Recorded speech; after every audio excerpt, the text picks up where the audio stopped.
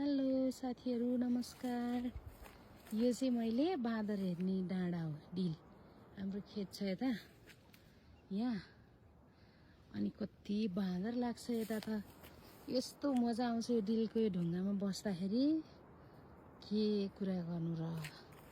त्यो 5 स्टारमा बसेर के भन्छ चिया खान्छौँ नि हामी।